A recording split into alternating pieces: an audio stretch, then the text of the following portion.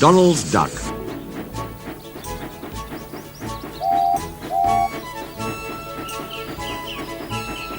The Fat Controller has reopened a branch line.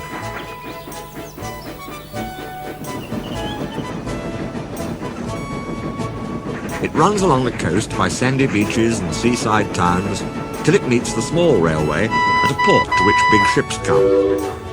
As Duck had made friends with the small railway engines, the Fat Controller asked him to take charge. "Your work in the yard has been good," he said kindly. "Would you like to have this branch line for your own?" "Yes, please, sir," said Duck.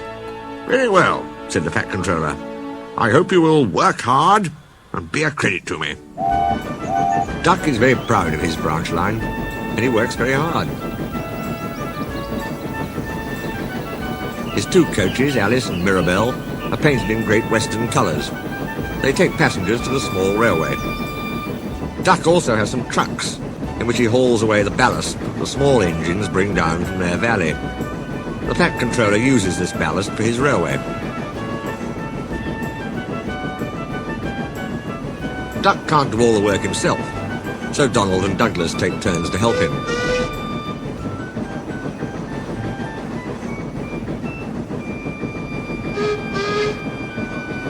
The Fat Controller has built them a shed at the station by the small railway. Duck felt his responsibility deeply. He talked endlessly about it. "You don't understand, Donald, how much the Fat Controller relies on me." "Okay," muttered Donald sleepily. "I'm Great Western and—" "Quack, quack, quack." "What?" "You heard. Quack, quack you go, saying you'd an egg laid. Now whisht and let an engine sleep." "Quack yourself," said Duck indignantly. He stayed awake, wondering how to pay Donald out. At last he said to himself sleepily, "I'll ask Driver in the morning. He says I quack as if I'd laid an egg. Let's pay him out." "Quack, do you?" his fireman pondered. "I know," he said, and whispered. Duck giggled, and his driver slapped his leg in delight. "Just right," he said. He dearly loved a joke. That night, when Donald was asleep, they popped something into his water tank. "We've done it," they whispered to Duck. "They won't hurt her, will they?" asked Duck anxiously. "Bless you, no. They're both kind men. She'll come to no harm." A duckling popped out of Donald's tank at the first water stop.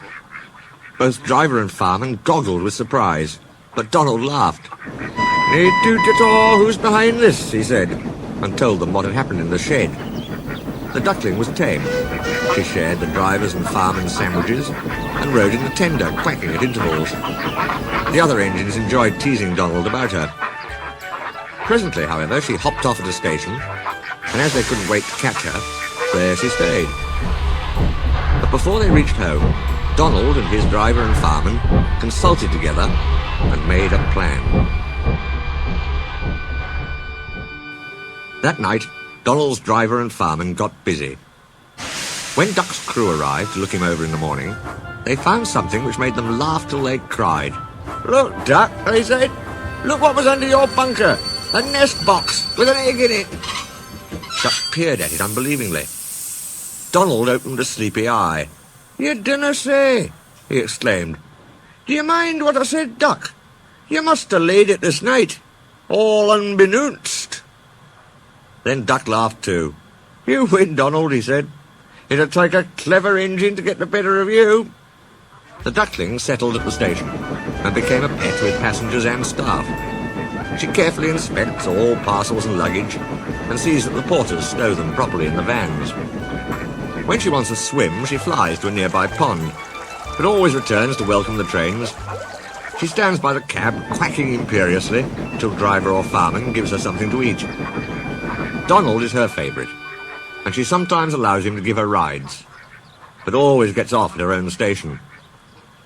The station master calls her Dilly, but to everyone else, she is always Donald's duck.